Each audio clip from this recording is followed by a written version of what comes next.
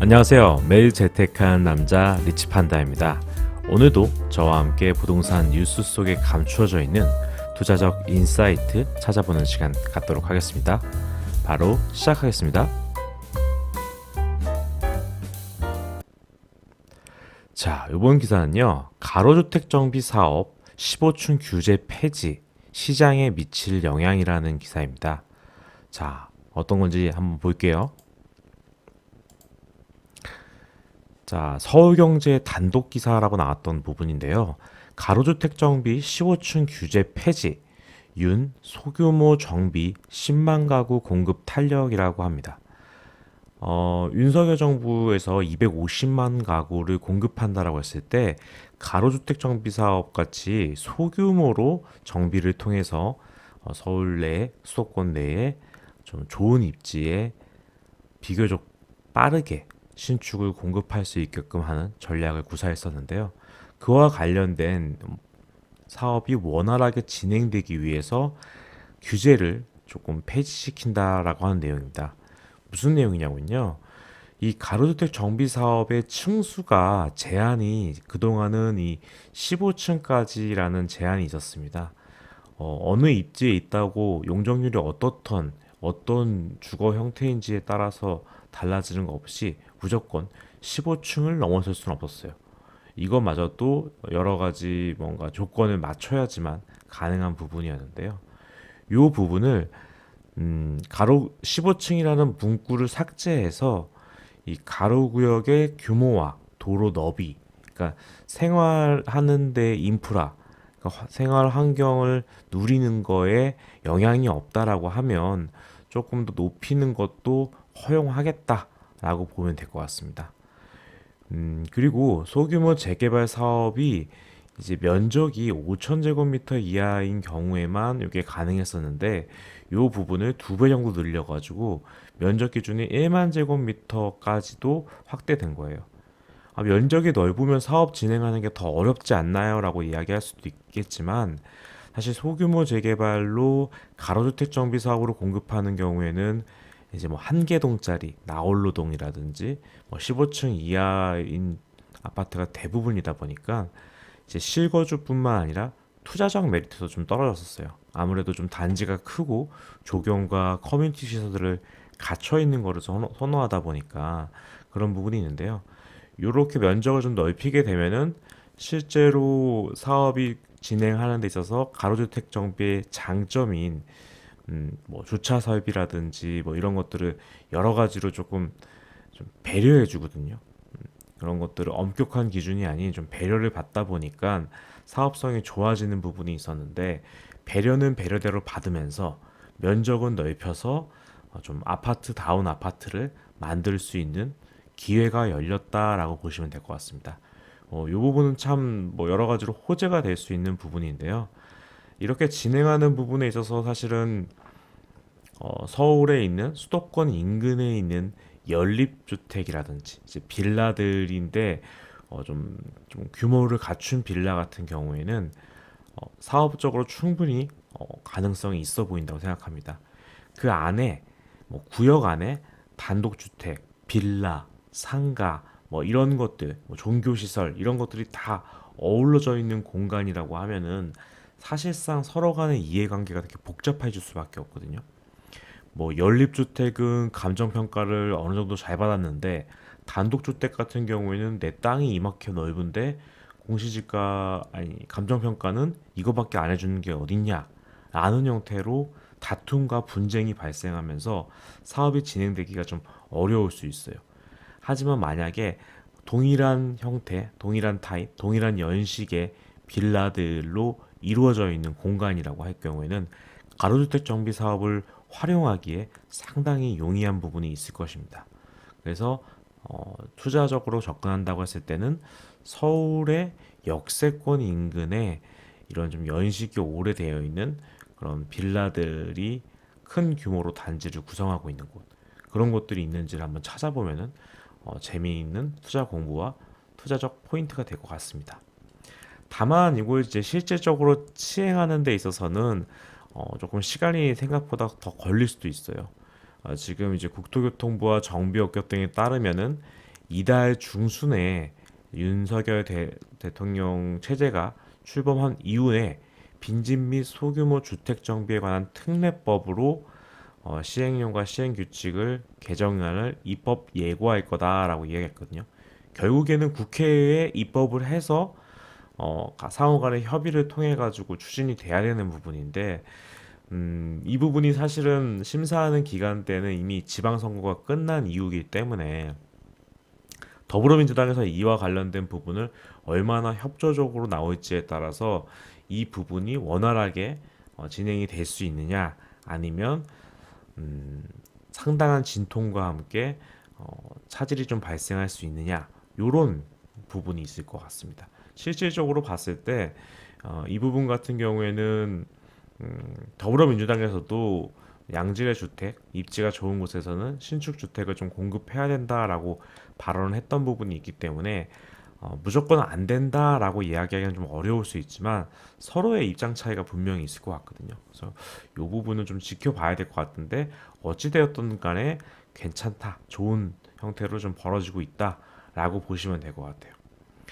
다만 이 부분이 사실은 문재인 정부 때도 한번 가로주택 정비 사업과 관련된 부분이 완화됐었습니다. 이 서울 쪽에 보면 제가 21년에 1월 달에 있는 기사, 1월 20일 기사를 가지고 왔는데요. 이 당시에도 가로주택 정비 사업을 좀 진행을 통해 가지고 신축 아파트들을 좀 공급하려고 하는 그런 문재인 정부의 노력이 있었거든요. 그 당시에는 원래는 당초 이제 7층까지 이 제2종 일반 주거 지역 같은 경우에는 7층까지만으로 제한돼 있었던 부분이 있었습니다. 그 부분을 15층까지로 완화해 준 거예요.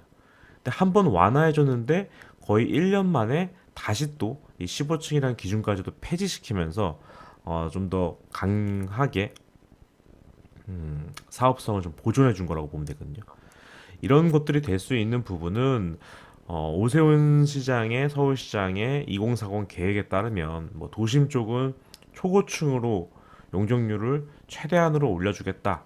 뭐 이런 형태와 맞물려서 어차피 타 지역의 도심 쪽은 용적률을 최고치로까지 올리고 있다면 이런 가로주택 정비 사업으로 도입되는 것도 15층이라는 제한을 둘 필요는 없지 않느냐 이런 취지로서 나온 거라고 보시면 될 것 같아요. 당시에도 이렇게 15층까지였는데 원래는 10층까지고요. 요거를 15층까지 늘리려고 하면은 기부 채납 같은 거 여러 가지 그런 거를 해야 되거든요.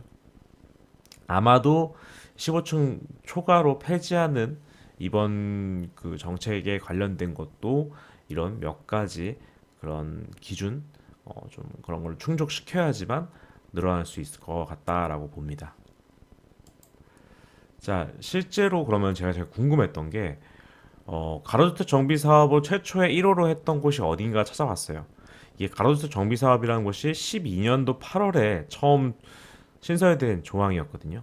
이게 뉴타운이 막히면서 가로주택 정비 사업이라도 대규모 뉴타운은 답보 상태에 있다가 해제됐다고 하면은 그로 인해서 아픔을 겪은 사람들한테 정말로 너희가 하고 싶다고 하면 소규모라도 할 수 있게끔 만들어 줄게 라고 진행된 게 이제 가로주택 정비 사업이었던 거예요.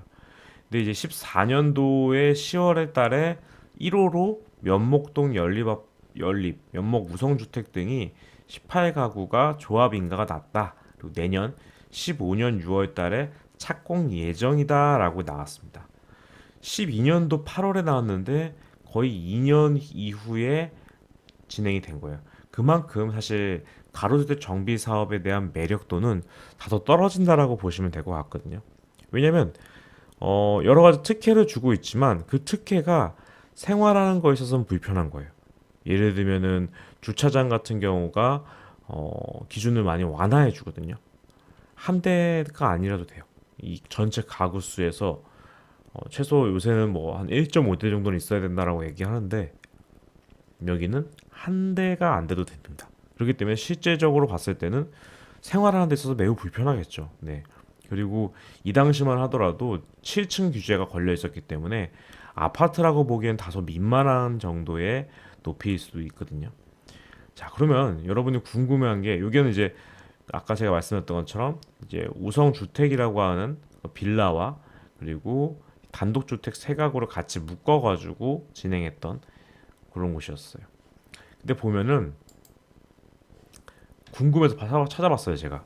여기 면목성 호르브루라고 아파트가 그때 이야기했던 거가 진짜로 공급이 됐더라고요. 근데 보시면 이 42세대짜리 한개동인데 제가 말씀드렸던 것처럼 7층짜리였었어요. 그 당시에는 매력도가 좀 떨어졌었겠죠. 그리고 층 주차 대수를 보면은 0.83대입니다.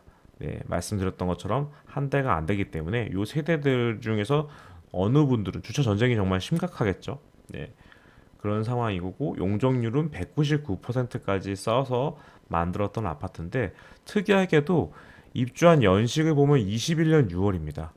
아까 기사로 봤을 때는 금방 착공을 할 것처럼 보였었거든요. 15년도에 착공을 할 거라고 얘기했었는데 여러 가지 우여곡절이 아마 있었던 것 같아요. 그래서 착공 예정일로부터 6년이 흐른 뒤에야 신축 아파트로 들어가 있고요. 지금 시세 관련된 부분은 사실은 정확히 보기가 어렵습니다. 아직 2년이 도래하지 않았기 때문에 아직 1년도 안 됐네요.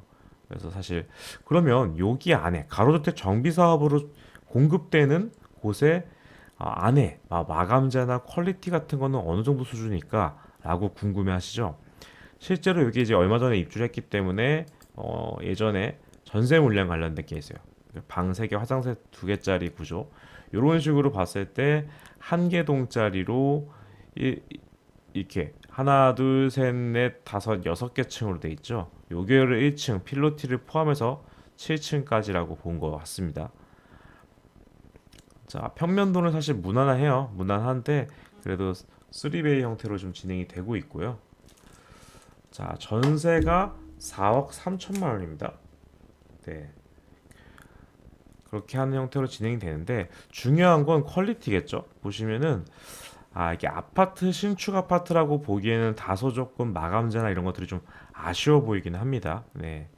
어쨌거나 가로주택 정비사업 같은 경우에는 조합이 돈이 그렇게 많지가 않아요. 소규모로 진행되는 건데 뭐 지하주차장도 파야 되고 여러 가지 해야 되는 공사비에 들어가는 최소 비용들이 많기 때문에 규모의 경제를 이룰 수가 없는 거예요. 그래서 다소 조금 좀 퀄리티적인 측면에서는 아쉬움이 있을 수 있다라고 이렇게 보시면 될 것 같습니다. 붙박이장도 있고요.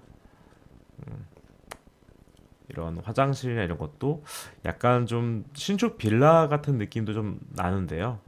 네, 이렇게 추진되었던 곳이었습니다. 그래서 여러분께 말씀을 드리고 싶은 거는 가로주택 정비 사업과 관련된 부분은 분명히 매력적이다. 매력적이지만 이게 실질적으로 생활하는데 불편함이 있기 때문에 다 준공이 된 이후에도 투자자나 실거주자들이 그다지 선호하진 않는다.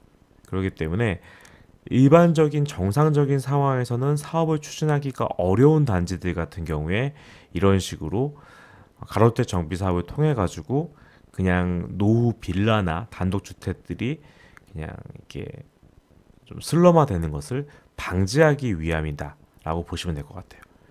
하지만 이렇게 일반적인 재개발 재건축 같은 경우에는 어느 세월에 되겠어라고 하면서 정말 기다림의 연속이고 너무 답답하고 혹시 그 와중에 기다리다가 하락장이 와버리면 나만 묶이는 거 아닌가라는 걱정이나 두려움이 크신 분들이 있다라고 하면은 가로주택 정비 사업 같은 경우에는 워낙에 소규모로 진행이 되는 거고 배려를 많이 해줍니다.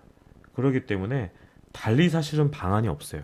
그냥 빌라로 남아 있거나 아니면은 아파트로 다시 태어나는 부분이 있기 때문에 가로주택 정비 사업은 주민들 동의만 받을 수 있다라고 하면은 상당히 빨리 진행될 수도 있다라고 가늠을 하시면 좋을 것 같아요. 그래서 투자적으로 한번 어디 될 만한 부분이 있나, 어느 사람들이 가로주택 정비 사업을 위해서 좀 조합 설립 준비를 하고 있는지 이런 것들을 체크해 보시면 투자적으로 재미있는 일이 있을 것 같습니다.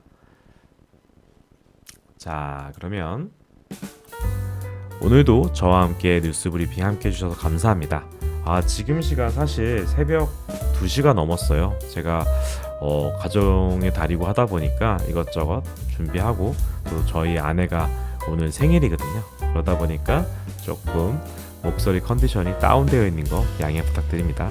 그래도 여러분과 함께 매일 재테크하는 습관 잊지 않기 위해서 제가 또 찾아왔으니까요. 구독과 좋아요 부탁드립니다. 그럼 우리 또 내일 만나요. 안녕.